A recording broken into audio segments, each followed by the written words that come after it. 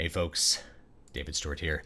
There are no rules when it comes to writing a book, or when it comes to writing a piece of music, or a screenplay, or painting a painting even.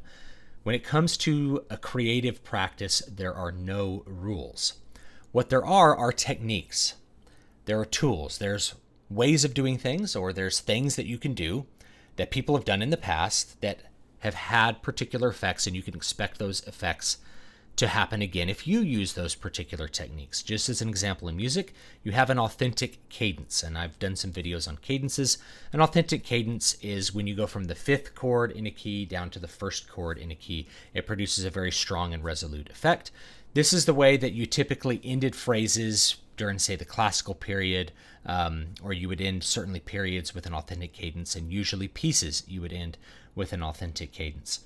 So when I say that, like, this is how you create a phrase ending, a resolute ending to a piece, that doesn't mean you must end a piece of music with an authentic cadence, with a 5/1 cadence. You can end a piece of music however you want to, but if you want it to have a similar effect to what Beethoven did, or what Mozart did, or Haydn, then you would use an authentic cadence to close your piece out. You don't have to. You're the one in charge. You're the creative person. You can choose to avoid it. You can even choose to avoid functional harmony and use chords in ways that are completely atypical of how they were used all the way through the 19th century, like what Debussy and what Erik Satie did with Impressionist music. Is they created this thing called pandiatonicism, where they used the chords within a key, but they didn't use them in a way that was typical and had this functional effect where you were moving through various moments of tension to final release at the end of a phrase. So you can do something like that, and that's a way of rearranging the techniques of the past to create new and original effects. But what's great about story writing too is that there's so many different things that you can do with stories.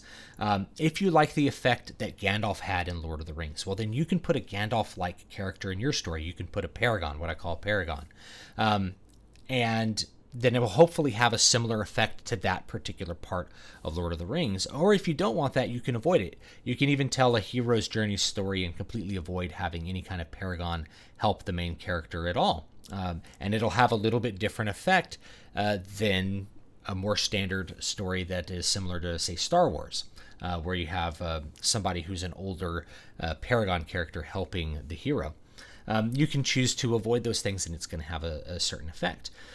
And likewise, any kind of character archetype that I talk about, you can choose to use it or choose not to use it, or do it in a new and original way. You could have your Gandalf character betray everybody halfway through and be like Saruman. You could have your Paragon character switch sides. You can have your Paragon character, turns out he's not a Paragon, he's a liar.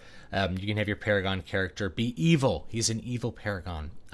You can do all of those things. You can even use a Mary Sue. People always comment on, like, the Mary Sue video. Can I use a Mary Sue in a story? I'm like, yeah, you can. It's going to have an effect of probably annoying the audience, but if that's what you want, if you're going to use that to tell some important part of the story, then go for it.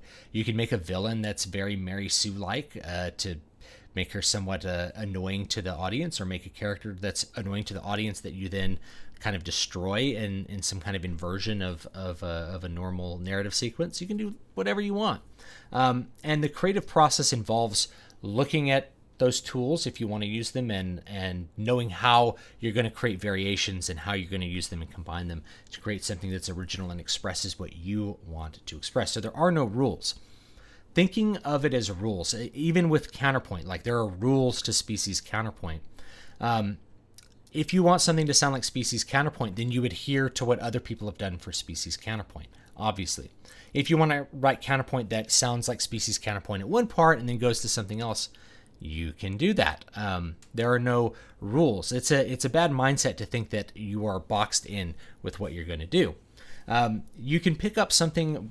There's this thing called paint by numbers, and I don't know if it exists like everywhere in the world, but basically it's a sheet. It's got numbers, and you comes with a bunch of colors. You mix the colors, and you for number 27, you put red here. And what happens at the end is you see a painting. But what I like to say is Paint by Numbers produces a painting, but it doesn't produce art. It's not your expression there. So the more you adhere to some of these writing manuals that are like, you got to have, when you write your screenplay, you got to have an A, B, and C plot, and it's got to be, the A plot's like this, the B plot's a love story, the C plot is this, and they happen at these points in the script. On page 67, your C plot's got to begin. The more you adhere to that, the more you're going to be painting by numbers. You're not really going to be creatively expressing yourself. Moreover, almost every great thing that you've seen broke the rules on some level. It broke from expectations. It did things differently than what had come before it. It recombined those tools and techniques in new and original ways that may not have been apparently successful beforehand to the people who think that you have to do everything according to a formula. Certainly, if you were to watch a movie like Godfather 2, Godfather 2 tells a story in a, it goes back and forth between two different times. Stories like It by Stephen King that go back and forth between two different times might be something that's considered a very bad device if you're looking at it from this perspective. You have to follow the rules. But by the fact that they did something a little bit different, that created a unique and original and better effect than if they had tried to tell it in a normal fashion. Same thing with a movie like Pulp Fiction. If you had told Pulp Fiction in the order of events that happen chronologically, all the events are told out of order, then it wouldn't have had quite the same impact. It had a better impact for you to construct the sequence after the fact. Or if you've ever seen the movie like Memento, which is told backwards, you just keep going further and further back till you get to the beginning.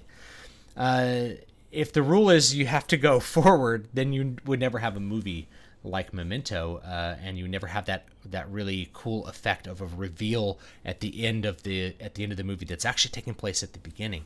That you never have that cool effect. So you have to be willing to break the rules a little bit, even if you think that a story has to have this element. It's like, well, if you're imagining a story that doesn't really have that element, you don't have to have it. There's nothing that says you have to adhere exactly what other people have done. If I make a suggestion, it's usually from out of experience. Like, this is what people usually like to see. Like, I want to write a story that takes place from the perspective of a hedgehog who doesn't speak English. It's like, well, why would someone want to read that? People in the past have wanted to read stories that were, more about people who spoke the language that they are reading in.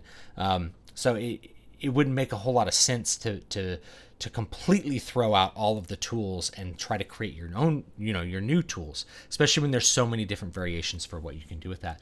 But you don't have to think of it as you must do this, you must do that. You want to be creative. You want to flex your muscles. You want to do what interests you as an artist and what you think will be compelling to an audience, and chances are it's going to be something that's a little bit more original than painting by numbers. It's going to be painting the painting that you imagine. Last thing I'll mention probably with painting is, if you study art, you learn all these techniques for how you create light on a face, how you create the correct proportions of a face. And so if you violate those, it's not going to look like an attractive face, right? It's going to maybe look grotesque.